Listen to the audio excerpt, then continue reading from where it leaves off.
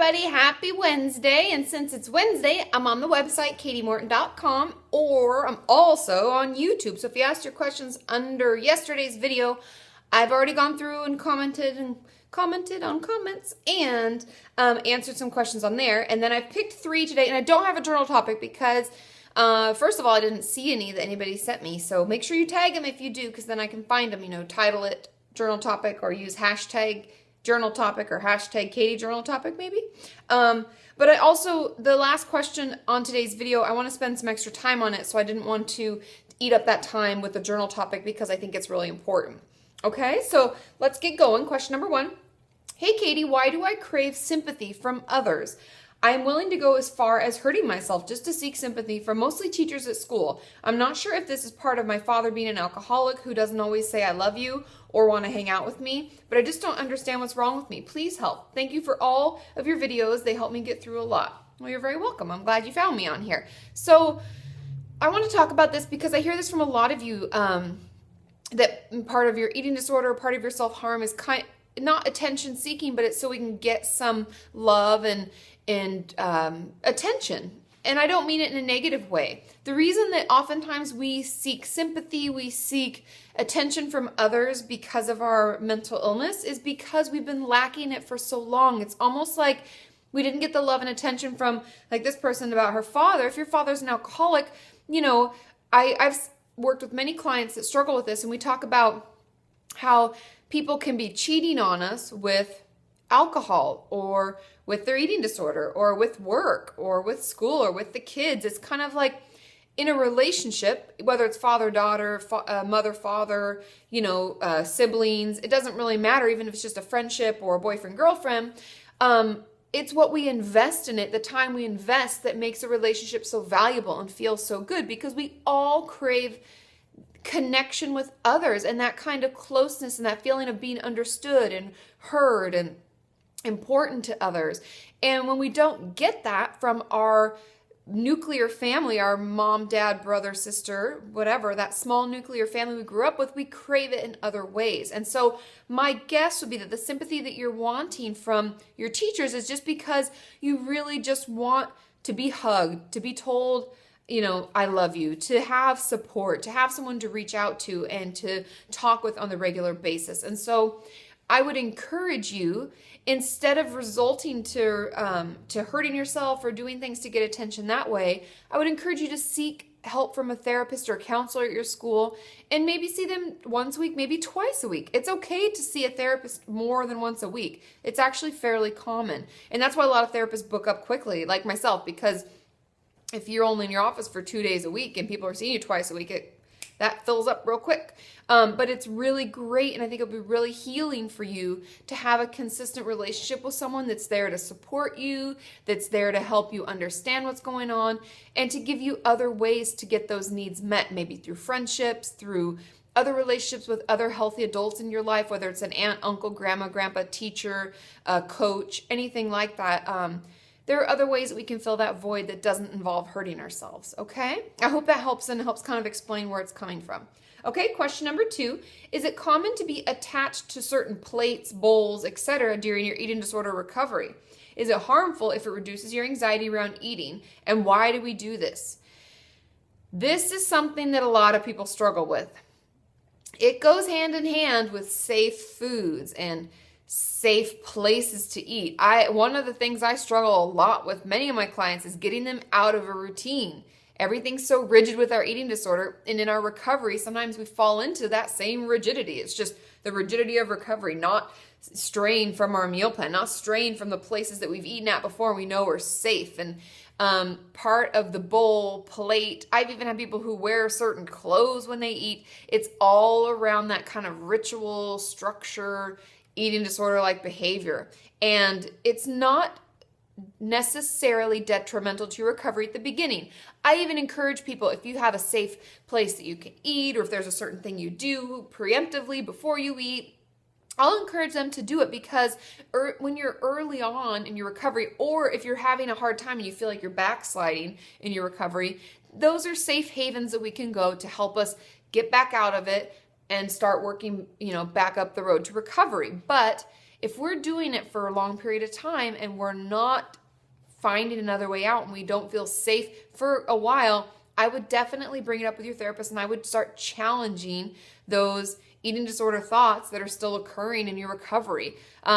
It can often tell us that this is only the safe thing to eat out of, and I feel calm, and like that I don't know how big the other bowls are. If it has, the thing is, it's often linked to things like that, like the bowls, I know the size of this, I know what fits in it, I know what my food looks like in it, it feels safe like that. Other ways it's just unknown, and you're gonna have to start challenging yourself little by little to try to not use them for every meal. And then how do you feel afterwards? And you know the process. We notice what the thoughts are that come up. We talk back to them. We talk to our therapist about it. We try again. We challenge ourselves more.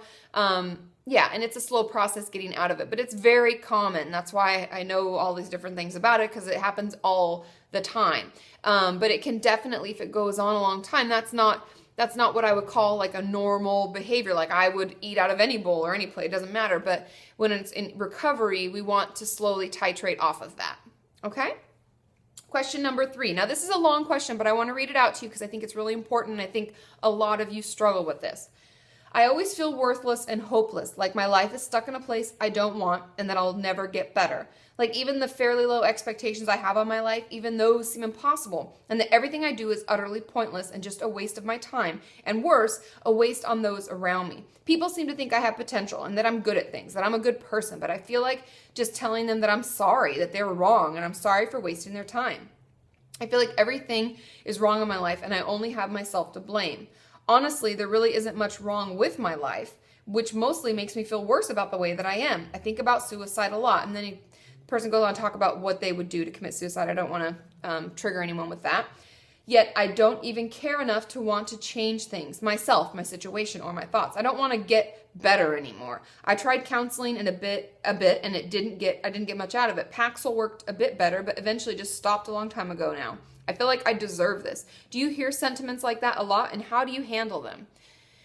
This is really powerful, and I know a lot of you out there feel like this. We feel really hopeless. We feel our future seems really bleak. Everything seems terrible. And the interesting thing about depression is, for those of you who don't understand the way the brain works, is that a lot of the way that we feel, our mood, and even our overall health can be affected by hormones. That's why pregnant women sometimes act crazy and irrational, and they cry when they don't expect to, and they yell when they didn't think they were that angry, and even feel nauseous when they're in early stages of pregnancy. All that has to do with our hormones.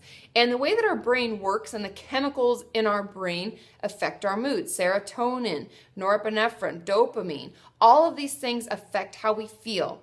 And when we find ourselves in depression, we tend to be really, really low on dopamine, potentially low on serotonin. We're just kind of, our brain is needing for more. And SSRIs and other antidepressants out there, there's SNRIs, there's all sorts of different things now, and there's new groups that I'm not as familiar with. But those work to give our brain more of the happy feelings and the happy hormones and chemicals that our brain needs. But when we're stuck, and we're stuck in this dark, deep place, it almost snowballs on itself, because chemically our brain doesn't even feel like it can be happy. So we feel like shit all day. Everything looks terrible. Even things that are normally happy for other people, when we see other people having a good time, we can't even participate in it. We don't enjoy things we used to. We have trouble getting out of bed. We can't sleep, or we sleep too much. We can't eat, or we eat too much. It creates a hell, our own hell, right? And we just sit in it, and it just feels like it gets shittier. Now, I hear that a lot. That's why suicide comes to people's mind a lot when they're depressed, is they see no way out. They feel really helpless. Everything looks terrible and nothing seems like it can get better. And I understand. I know that it can feel that way, but know that there are options. I know we don't want to get better. We don't even have the energy often. I've had patients tell me they just haven't committed suicide because they just don't have the energy to make it happen. And I get that, but know that if it's possible for you, because it sounds like this person has tried therapy for a little bit, I would encourage you to try it again. I know it sounds hard and it's terrible and you don't even want to think about it, but just talking to someone can really help. And it's all about that connection. It's all about you finding someone that you feel gets you, hears you, is working to understand and working for you to get better. And when we're in this deep, dark of a place, take yourself to the hospital. Tell them that you're suicidal. They'll try medications for you. I know many of you out there are like, Kati, I don't want to take medications. It's the devil. It's horrible. It can help so much. Even this person said that Paxil worked for a bit better, but eventually just stopped a long time ago. And poop out is very common with antidepressants. They'll start working and they'll work and then they'll stop. Our brain like poops out. And really what needs to happen is we need to be switched to something else. They can increase the dose. There are a lot of different things they can do. But chemically, once they fix the deprivation of the certain, let's say happy chemicals in our brain, the better we'll feel. And if it can get us out of that deep, dark hole and help us get the energy to go to therapy, to work on things, to reconnect with friends, then I think it's worth it. I know it's difficult and it's hard, but trust me, if you have no energy and you just don't even want to work on your recovery, just take yourself to the hospital, tell them you're suicidal, and you need to be put on an antidepressant. If we're at that point, that's okay. We have to have a safety plan. I have videos on creating a safety plan, suicide prevention. Watch those over and over, however many times you need to give you back that little bit of hope that I know lies in all of us, that we can get better and that we want more, that life is worth more than what we're living right now. Because you all are worth it. You all can do it. I don't create these videos just for my own shits and giggles. I do it for you because you're all worth it. Would I spend extra hours doing this? No, but you're worth it.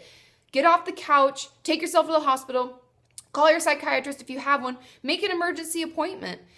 Life is too short. I don't want you feeling shitty like this any longer. And medication can really help us get out of it so then we can have the energy to actually participate and try to work on things. Because for me to tell you just need to go to therapy and start talking it and journaling it, that's not going to happen. Sometimes we're in such a dark place that we really need medication. We might need inpatient. We might need to go to the hospital for a while to get some extra support. There are tons of inpatient programs out there for depression, for anxiety, for self-harm, for eating disorders. Finding them, getting into them.